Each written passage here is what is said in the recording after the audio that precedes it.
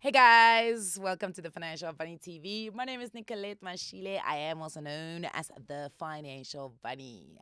I'm so excited about today's episode because I want to speak about something that I think many of us are kind of aware of it, but kind of not aware of it, right? It's going to be probably two things. One is going to be the psychology of money and the emotional side of money. And then the second one is going to be two of the most important words. In fact, three of the most important words that you need to be able to understand when it comes to your finances. Please do remember none of my videos constitute as financial advice. If you are, however, looking for financial advice, please do speak to somebody who is certified and registered with the FSCA.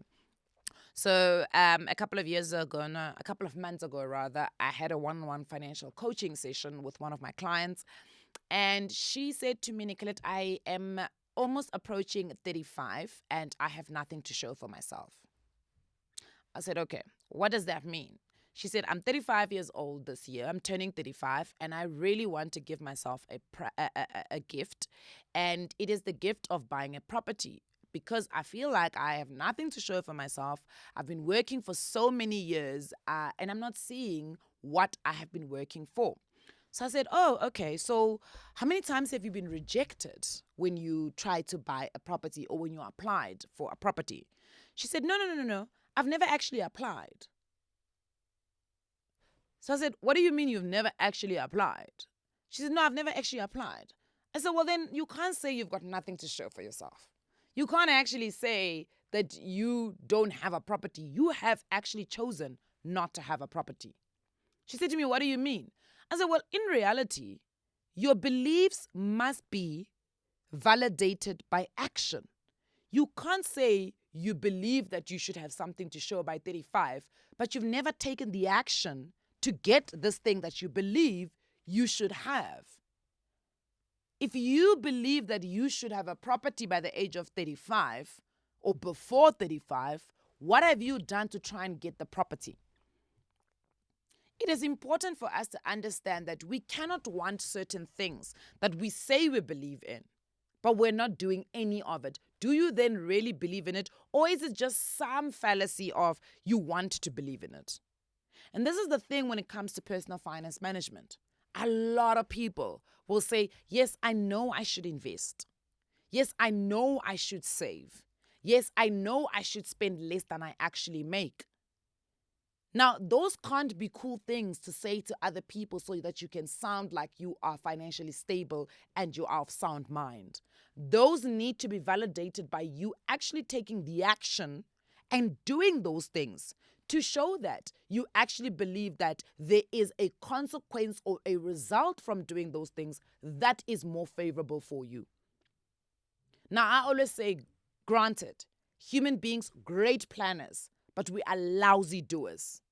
A lot of us do plan. We do plan to buy a property. We do plan to pay off our credit. We do plan to do a lot other things that we never really do. So what then do you need to do to be able to make sure that the things that you actually believe in, you back them up by action? You need to put a plan together. And that plan needs to put you in a situation where you know who you are so that you know what derails you. So that when the thing that derails you comes, there is actual corrective measure and corrective action that you can take that will still keep you on the path to getting the things that you actually want. If you know that you are the type of person that you plan to save for something, you plan to invest, but you are difficult, you are struggling in the doing, then you need to automate your savings and your investments. So you need to put in the corrective measure to still do the behavior for you because you actually believe in it. It is absolutely important for us to understand this, because if we don't understand it, then we will not understand the importance of consistency, importance of intention, and then the importance of discipline. Those are the only and probably the most important three words that you need in finance. It is not you understanding all the other things. It's you understanding that you need to be intentional about your beliefs. And the only way to show your intention is if you actually put everything into gear and you actually have an action that is validating the beliefs. Then you need to be consistent in doing it. There's some 2-day rule that says if you are doing something, you're allowed to miss 1 day of doing it, but you can't miss 2 days. So if you are somebody that says, I want to start exercising and going to the gym or taking a walk in the morning, you need to actually do it every single day. But if you find yourself missing 1 day, the 2-day rule should then kick in that you can't miss it for 2 days straight. You can miss 1 day, but you can't miss 2 days. Because the moment you miss 2 days, you are now practicing the other habit, and that is the missing habit. Then the last thing is discipline. Discipline is absolutely key to every single thing that we are doing. Discipline is what should wake you up to say, hello, you said you were going to exercise. Hello, you said you were going to save. Hello, you said you were going to invest. Because you can't be disciplined in one area of your life and you're not disciplined in the other. The area where you're not disciplined in is because you don't believe in those things. You want to believe in them, but you don't believe in it. People will say, oh, I'm disciplined. I go to the gym every single month. Why does your discipline matter there, but your discipline does not matter when it comes to you investing regularly every single month or saving up or paying off your credit card or not using the credit card? Your discipline has to go across all board, or else you're not disciplined. You just believe more in going to the gym.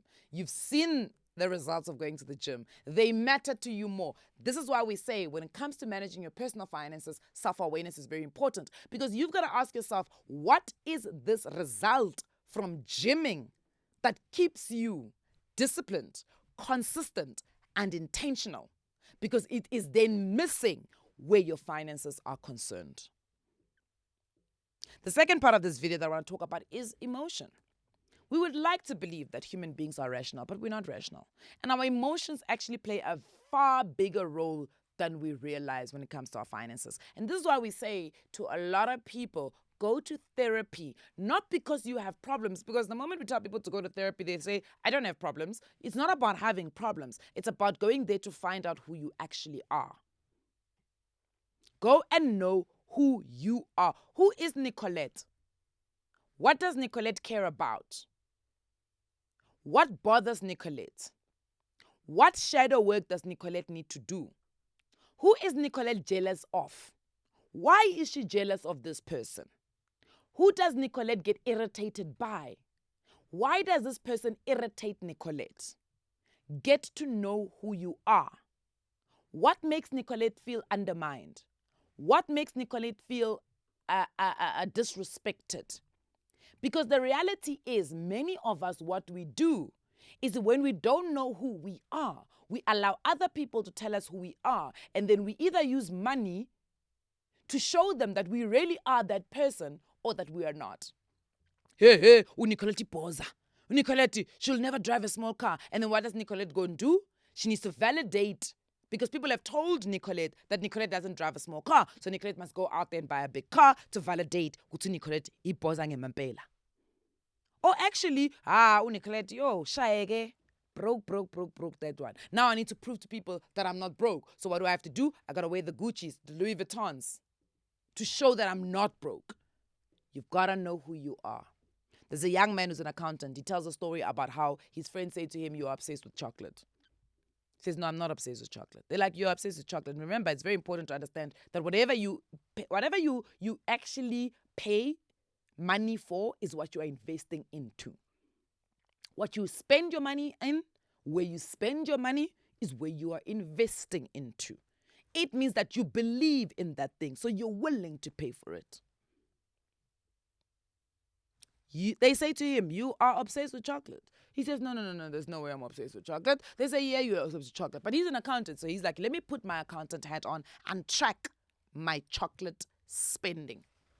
He realizes that, yes, when the emotions are dark and everything is looking very bleak, he spends money on chocolate. But to a point, even when he's overjoyed, he spends money on chocolate. So you can imagine, look at your own life. When are you bleak? When your soccer team loses? When the guy starts ghosting you? That's where you now are bleak. So what do? Some of us, we use money to try and cope. So we've got something, we've got a vice. And most of our vices cost money. alcohol, it's food, it's clothing. And you think that if you invest your money in those things, somehow they're going to make you feel a little bit better. So what are you doing? In actual essence, you are bleeding on your finances. Because if we really want to see how emotionally stable you are, we just need to check your bank account or your bank statements. Emotions play a very big role in how we manage our money. And it's normal. When you are in a better emotional state, you are better and you make better decisions. But you need to know what gets you into those different types of emotional statuses. It's important to understand what makes me go into this mood. What makes me feel disrespected? What makes me feel undermined? And for some of us, it's not just external factors. Sometimes it's also internal work that we need to do. So you need to understand who you are so that you can manage your finances. Self-awareness is very important. Because for me, psychological and emotional stability is the only other thing that can derail your consistency, your intention, and your discipline when it comes to doing what you plan to do when it comes to your finances. Go to therapy. Go to therapy so that you are aware of who you are. And then right after you go to therapy, now when you know you're armed with self-awareness, now you've got to decide, do I believe in something or have I been made to believe in something? Do I actually believe in financial education? Or have I been made to believe that it is important for me to be financially educated? Do I actually believe in investing because I've seen the results of investing? Or do I just I'm going with the grain? Yeah, I see how investing can really work for me. I see how budgeting can work for me, but I don't believe in it, and that's why you don't see any action coming from me. Because beliefs are validated by action. Action is cemented by consistency. Consistency is proven by discipline.